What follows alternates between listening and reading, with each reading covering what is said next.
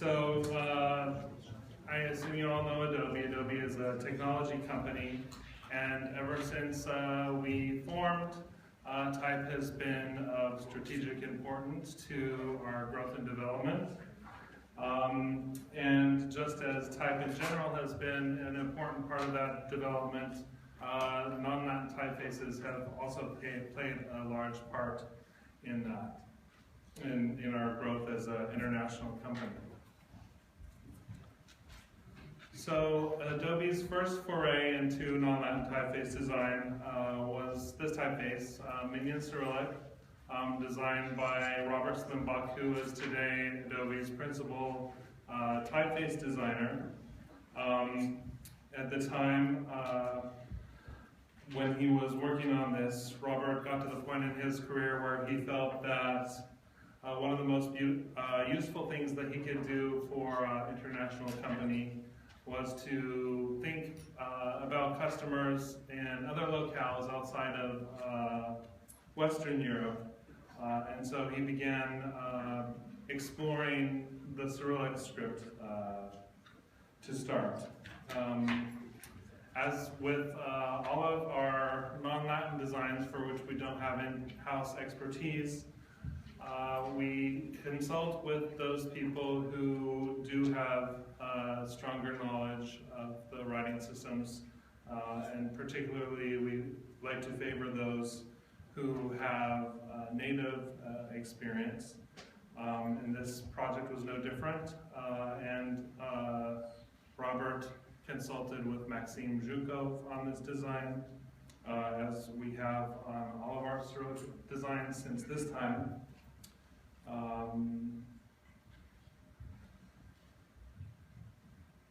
But looking even further east, Adobe realized early on that it would need to be successful in East Asia, particularly in Japan, if it were going to,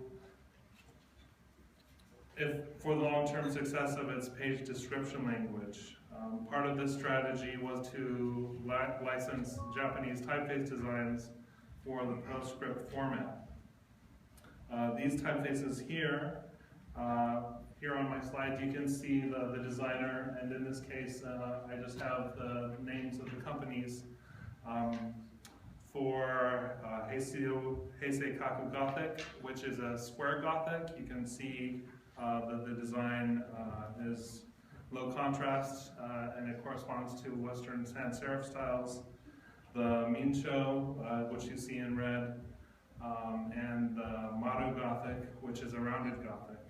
So also on my slides, when there are different typefaces, I have tried to indicate their difference by using different colors. So these were the first East Asian fonts added to our library, and we licensed them from these particular companies. Next came these typefaces, which are kana-specific typefaces. Kana refers to the two Japanese syllabic writing systems used in conjunction with kanji, the ideographic characters that the Japanese borrowed from the Chinese writing system. Hiragana is used to represent native Japanese words, and katakana is used to represent sounds that are not native to the language. And these two systems make up about 70% of Japanese text. So you can imagine if you swap out the kana in text, that you'll get quite a different look and feel, and I'll illustrate that a bit later. The menu names for these particular fonts begin with the names logo, ARL, so you can assume from that kind of the purpose of these fonts. You can see that they're more geared towards display usage. And there are 12 total styles, and you can see them all here. Again, these were licensed and designed by Minoru Kamono.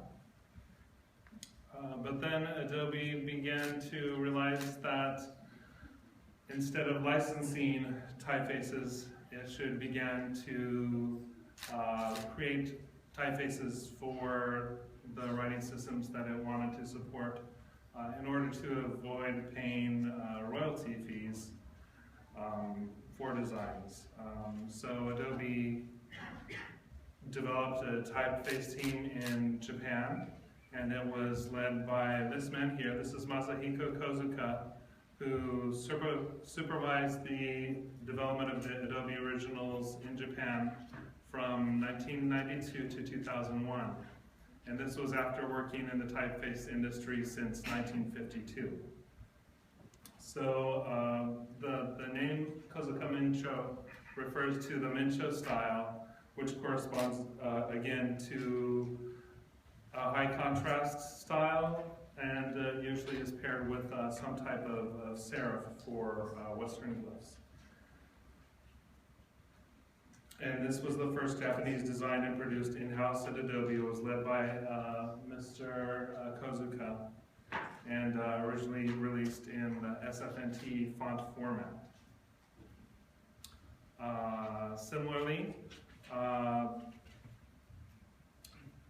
Masahiko Kozuka also developed this corresponding typeface design, the corresponding Gothic, which again corresponds to a sans serif style.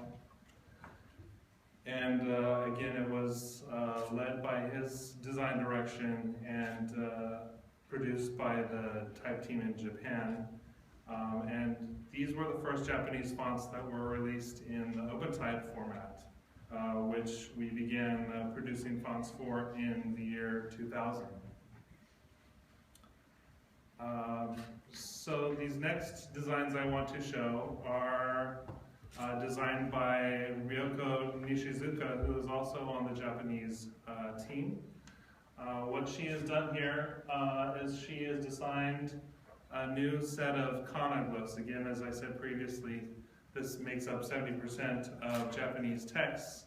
So in these slides you can see as I switch the kind of difference it makes, because although this is considered a new typeface, it shares the kanji characters that were designed for Kozuka Mincho. So as I switch slides here, you can see kind of what a drastic change. This is Rio Text and Rio Display, and this is Kozuka Mincho. Similarly, Ryoko designed alternate kana for Kozuka Gothic, and these fonts are called Rio Gothic. And again, switching back and forth, you can see what a difference it makes in the text. And this is a picture of our lovely Ryoko. And I think this is her first original design that she, well, fully original design that she designed at Adobe. This is Kazuraki, which is interesting for many reasons. It's based on the calligraphic style of one of the 12th century writing masters in Japan. And it began its life as a font called Teika, which won the silver prize in the kanji category in Murasawa's 7th international competition in 2002. One of the things that makes this typeface particularly revolutionary is that it's proportional in both the horizontal and vertical directions. Typically, Japanese typefaces and Chinese typefaces are built on the M square, so that they are typically uniform. Each character is uniform in its height and its width, but this typeface broke those assumptions, and it also broke our layout engines, and so the teams that worked on those had to go back and rethink the logic for layout so that it could properly display this typeface. This poster on the right is also designed by Ryoko, and it's for a summer festival. Also, besides the Japanese, Adobe needed support for Chinese. These are simplified Chinese styles.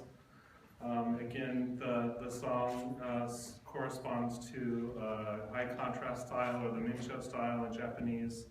The Haiti corresponds to the Gothic style in Japanese or sans serif. And then the two styles on the bottom are more calligraphic styles. And these were originally designed by Cyrillic and then later purchased by Adobe. Similarly, for traditional Chinese, Adobe purchased these two designs from Arfic. And we also licensed and or purchased designs for Korean. In this case, these are designs licensed from Hanyang, 4 different styles. You can see the sans serif style, a rounded sans serif style, and a more brushy style. And I'm just going to flip through these because they can get a bit repetitive. And early on in Adobe's history, we licensed designs from OpenType, which we digitized. And in the year 2000, Adobe and Microsoft launched the OpenType font format, which allowed for more language coverage to be supported by one font. So at that time, it was gone back, and Cyrillic designs for these two designs that we licensed from OpenType were added. And then this is Lithos, designed by Carol Twombly. The design of Lithos is based on the inscriptional Greek. And in fact, Carol drew much of the Greek characters while she was working on the original design of Lithos, but they were not implemented until 2000, as I said, when we launched our library in the OpenType format. So 2000 was kind of a big year for us, and many of these next designs you'll see have that year as their release year. And the release years in these cases refer to the years that the designs were released with non-Latin support. So even though Lithos was released originally in 1989, it wasn't until 2000 that the Greek was added. Similarly, Myriad, which was designed by Robert Slimbach and Carol Twombly, was updated in 2000 to add the Greek, which was designed by Carol, and the Cyrillic, which was designed by Fred Brady, who you can see here. And kind of since the era of OpenType began in 2000, Robert Slimbach in particularly has been adding Greek and Cyrillic to his text typeface designs. And here you can see several of them. I've picked some of the characters that show kind of the differences in style from Minion, Warnock, Garamond, Premiere, Arno, and Adobe Text. And in a lot of cases, these designs have won awards. For example, Minion won the Bookva Raz award in 2001. Warnock won the TDC2 award in the same year. Garamond Premiere took the TDC2 award in 2006 and the Letter 2 award in 2011. Arno took the TDC2 award in 2007 and also received the Letter 2 award. And then I think we all know and love/hate Trajan, and to the extent that there were popping up unauthorized Cyrillic versions of Trajan, and Robert decided that he wanted to go ahead and develop Greek and Cyrillic styles to correspond with our popular family. And as he is an overachiever, he didn't stop there, but he added a sans serif style, and the sans serif received an award from the Modern Cyrillic competition in 2014. Now, Sava is a set of calligraphic capitals influenced by medieval writing traditions, and it was designed by Jovica Veljovic. It also received the TDC award in 2004. And Hypatia Sans is designed by Thomas Finney, who was working at Adobe at the time, and during the time that he was working on, he was developing an extended Cyrillic set. So here, these middle two lines are actually in Mongolian. You can see some of the different characters. I've tried to include pictures for all of the designers, except for when they're actually presenting here at this conference. So Thomas is here, so say hi if you see him. Likewise, actually this is a separate section. In 2006, Adobe was, or earlier, previous to 2006, Adobe was approached by two large Acrobat customers who requested that language support be added for a number of non-Western languages to be able to expand PDF workflows that were deployed internationally. At that time, Adobe did not have experience on its type team to produce these fonts, so we contracted Tiro Typeworks, who is John Hudson, Fiona Ross, and Tim Holloway, to develop these fonts for us. Adobe Arabic covered all of the Arabic Unicode points that were currently encoded at that time, and it also was a recipient of the TDC2 award in 2006. Also, in addition to requesting,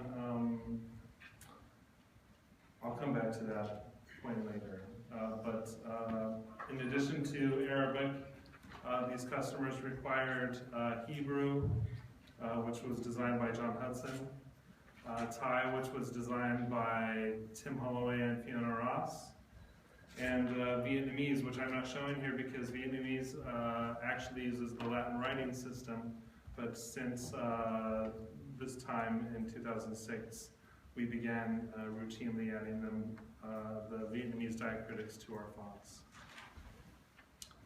So my time is actually short, so I'm going to speed this up a little bit. But continuing with the Middle Eastern tradition, Adobe designed some new typefaces to support the ME capabilities that were added in Creative Suite 5. And to highlight those, Robert Slimbach designed Arabic and Hebrew companions for the popular typeface. Hebrew is interesting because it actually features two italics, one sloping in each direction, and in addition to two italics, it also features corresponding cursive fonts, which you'll see here on the fourth line. And rounding out our Arabic support, we added a traditional Nask style font. And then in 2008, Adobe launched a new corporate identity with a typeface all of its own, and that would be Adobe Clean, which is here in red. And a year later, the corresponding serif was released internally. And Hebrew and Arabic editions have also been made for these. And then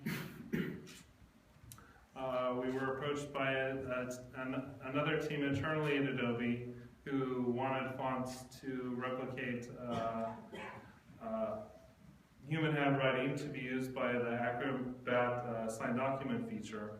And these were designed by Frank Rieshammer, Robert Slimbach, Tiffany Wardle, who's pictured here, who is the wife of Miguel Souza, who works on our team, and Ernie March. And here you can just see some popular names in Greek and Russian. Adobe Devanagari was released in 2012. It was originally designed with the rest of the typefaces done by Tiro Typeworks, but because Acrobat could not support it at that time, it was not released until Acrobat 11.1. And then in 2012, we were given the green light to be able to develop typefaces for the top 10 languages of India. So that's a project that I've been heading up for the last several years now, and many of my fellow Reading graduates have contributed to this program, and I'm quite proud of these personally. And then this is a typeface that I designed. This kind of represents Adobe's foray into open source typeface design. This, like I said, I designed this under the direction of Robert Slimbach. And this was kind of my first serious foray into Greek typeface design. And then not only did we support Greek and Cyrillic, but last year we launched this typeface Source Hansans, in which we partnered with Google to develop the first pan-CJK font family for our library. One interesting thing about this particular family is that the number of glyphs in each font actually go right up to the architectural limit of the OpenType font format. And I think I'm going to just stop there, except for to say that we did recently launch TypeKit in Japan, and having all of the Japanese typefaces in our library service will enable to try to attract customers for the East Asian market. And just last week we launched Source Code, which I also designed with Greek and Cyrillic support, which many people were looking forward to. And then I just have a couple graphs to show kind of in green. You can see the growth of the number of font styles in our library with online support has been continuously growing, especially since the year 2000. And these are the different writing systems that we support. You can see that there's quite a lot for Greek and Cyrillic, and we're trying to grow support for the rest of these writing systems. And then just to give you a sneak peek, I think that I can show this because this design also won the Modern Cyrillic competition in 2014. And thank you for your time and attention.